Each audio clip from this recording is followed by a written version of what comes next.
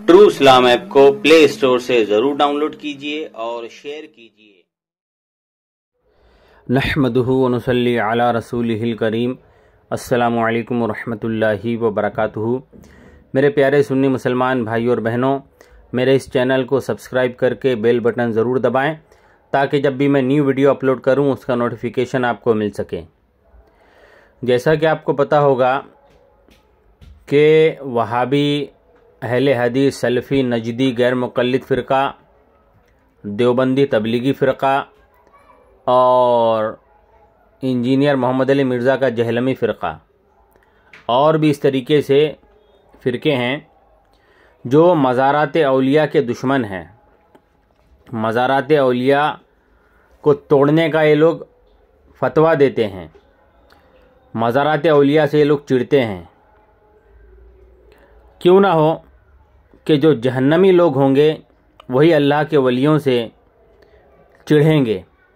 आइए, ये एक चूज़ा है, ये अपने मुल्लाओं की अंधी तक़लीद करते हुए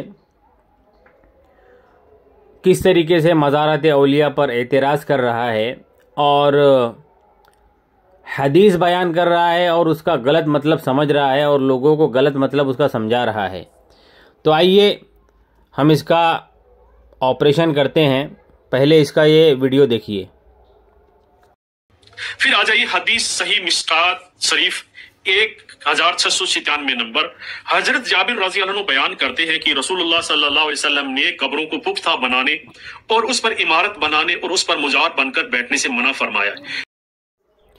तो सुना आपने, इसने एक हदीस पाक बयान की कि हुजूर सल्लल्लाहु अलैहि वसल्लम ने कब्रों को पुख्ता करने से मना फरमाया, उस पर इमारत बनाने से मना फरमाया और उस पर मुजावर बनकर बैठने से मना फरमाया। तो ये हदीस आज की तो है नहीं, ये हदीस हुजूर सल्लल्लाहु अलैहि वसल्लम की है, यानी 1450 साल हो गए हैं और पूरी दुनिया में मज़ारात मौजूद हैं। तो बड़े बड़े मुहद्दिसीन, मुफस्सिरीन, आइमा मुज्तहिदीन, औलिया, उलमा, सबके सामने मज़ारात बनती रहीं और उन्होंने इन मज़ारात पर कोई फतवा नहीं दिया। जाहिर सी बात है कि कुछ इसकी वजह होगी, कुछ इसकी मसलहत होगी। सबसे पहले तो कब्रों को पुख्ता करना, इसका मतलब यह है कि कब्रों को अंदर से बाहर से बिल्कुल पुख्ता कर दिया जाए। यानी जिस तरीके से ईसाइयों की और यहूदियों की आप कब्रें देखेंगे कि वो ऊपर से भी, साइड से भी, अंदर से भी एकदम पक्की हो जाती है। तो ये इनका तरीका है। लेकिन आइए मुसलमानों के तरीके पर, कि मुसलमानों की जो कब्रें हैं और जो मज़ारात औलिया हैं खुसूसन, वो सिर्फ़ साइड से पक्की होती हैं। वो इसलिए कि वो ढह ना जाए, ऊपर से कच्ची ही होती है, ऊपर से वो कच्ची ही होती हैं। और जो मज़ारात औलिया ये लोग देखते हैं तो इनको धोखा हो जाता है कि जो ऊपर एक जाली लगी होती है ना, उसके ऊपर चादर डालते हैं तो उनको लगता है कि ऊपर से भी पक्की है। तो भाई वो पक्की नहीं है, वो अंदर से जो ना मज़ार वो है वो कच्ची ही है, कब्र जो कच्ची ही है, उसके ऊपर जाली डाली हुई है, उसके ऊपर लोग चादरें वगैरह चढ़ाते हैं। ये इसलिए किया जाता है कि कहीं लोग मज़ारात की मिट्टी तबरुक समझ करके अपने साथ ना ले जाएं। इससे क्या होगा कि कब्रों को नुकसान पहुंचेगा। तो इसके तहत उस पर जाली डाल दी जाती है, क्योंकि लाखों की तादाद में लोग आते हैं और लाखों की तादाद में अगर एक एक मुट्ठी भी लोग अगर मट्टी लेकर के चले गए तो मज़ार वाले तो मट्टी वहाँ पे डाल डाल के थक जाएंगे। तो ये एक रीज़न है, तो रीज़न के तहत ये किया गया। तो ये मज़ारात का ये मामला है। लेकिन इससे पहले भी मैंने आपको बताया कि हुजूर सल्लल्लाहु अलैहि वसल्लम की हदीस पाक है अबू दाऊद शरीफ की, कि मस्जिदों को बुलंद ना बनाओ, मस्जिदों को बुलंद ना बनाओ, आलीशान ना बनाओ। लेकिन ये वहाबी, देवबंदी, नजदी, जितने भी ये बातिल फ़िरके हैं, सब लोग अपनी मस्जिदों को बुलंद भी बना रहे हैं, आलीशान भी बना रहे हैं। हदीस पाक में मौजूद है, सहाबी का कौल है कि और ज़रूर तुम अपनी इबादत गाहों को यहूदियों और नसरानियों की तरह आलीशान बनाओगे। तो इनको ये हदीस क्यों नहीं दिखती?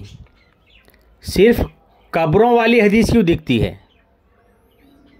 अगर हुजूर सल्लल्लाहु अलैहि वसल्लम का फरमान इनके नज़दीक बहुत ज़्यादा अहमियत रखता है, तो हर फरमान को अहमियत देना चाहिए या सिर्फ एक फरमान को?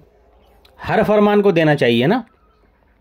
लेकिन ये लोग सिर्फ कब्र वाली हदीस को लेकर के औलिया किराम के दुश्मन बन गए, उनके कब्रों के, उनकी मज़ारों के, उनके रोज़े के दुश्मन बन गए। लेकिन यहाँ पर मस्जिद वाली हदीस भी मौजूद है, और नासिरुद्दीन अलबानी, जो इनका बहुत बड़ा मुहद्दिस मरकर मिट्टी में मिल गया, उसने इस अबू दाऊद शरीफ की हदीस को सही कहा है। तो भाई, अगर आप कब्रों वाली हदीसों पर इतने सख्त अमल कर रहे हो, तो मस्जिद वाली हदीस पर आप अमल क्यों नहीं कर रहे?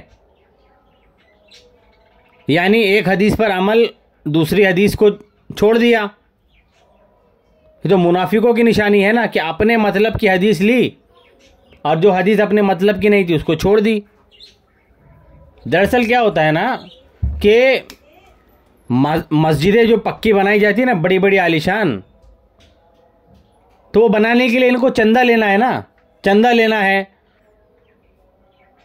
जितनी बड़ी मस्जिद ये लोग आलीशान मस्जिद बनाएंगे, बुलंद मस्जिद बनाएंगे, उतने ज़्यादा नमाजी वहाँ पर आएंगे, उतना ज़्यादा चंदा होगा, और जितना ज़्यादा पैसा आएगा, चंदा आएगा, उतना ज़्यादा ये लोग अपना पेट भरेंगे। इसलिए ये लोग इस मस्जिद वाली हदीस पर अमल नहीं करते। आपने देखा होगा, आप अपने शहरों में देखिए, ख़ास करके हम मुंबई में देखते हैं, बड़ी बड़ी आलीशान मस्जिदें इन वहाबियों, देवबंदियों ने बनाई है, और जितने भी बातिल फ़िरके हैं जो मज़ारात पर एतराज़ करते हैं, बड़ी बड़ी आलीशान मस्जिदें उन्होंने बनाई है। और इन मस्जिदों को बनाने के लिए ये लोग चंदा लेते हैं लोगों से कि भाई हम मस्जिद बना रहे हैं, इसके लिए हमको चंदा दो, आपको अल्लाह ताला सवाब अता फरमाएगा।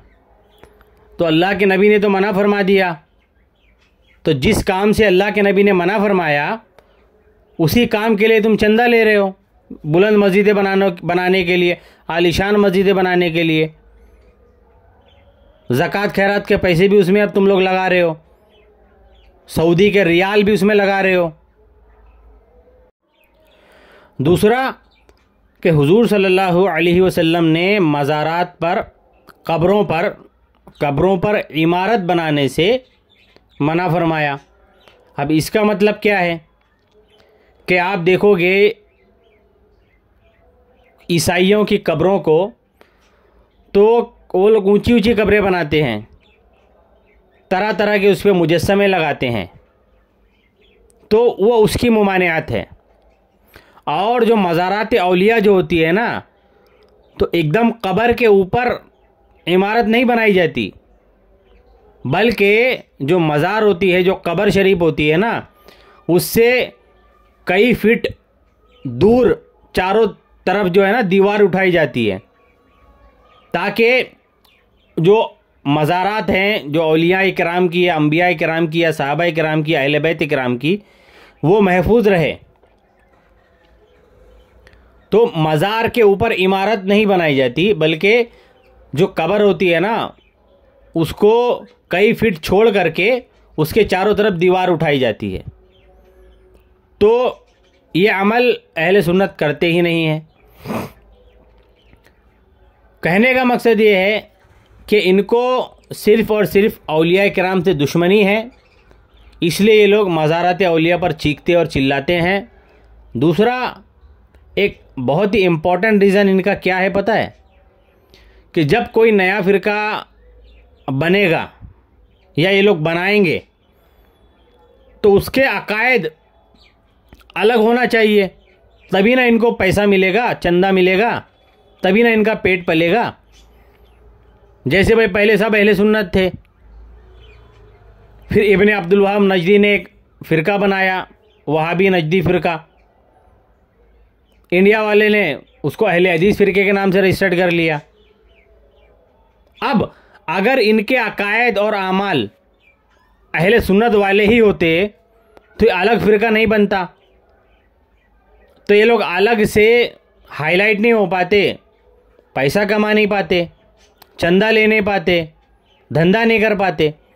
तो इन्होंने क्या किया कि अपने अकायद तब्दील किए और जो मुसलमानों में हज़ारों सालों से जो मशहूर है मज़ारात औलिया, अंबिया, सहाबा, अहले बैत, उन मज़ारात के ख़िलाफ़ भौंकना शुरू किया, उन मज़ारात के ख़िलाफ़ चिल्लाना शुरू किया, उन मज़ारात को माअज़ल्लाह शिर्क और बिदअत का अड्डा बताना शुरू किया।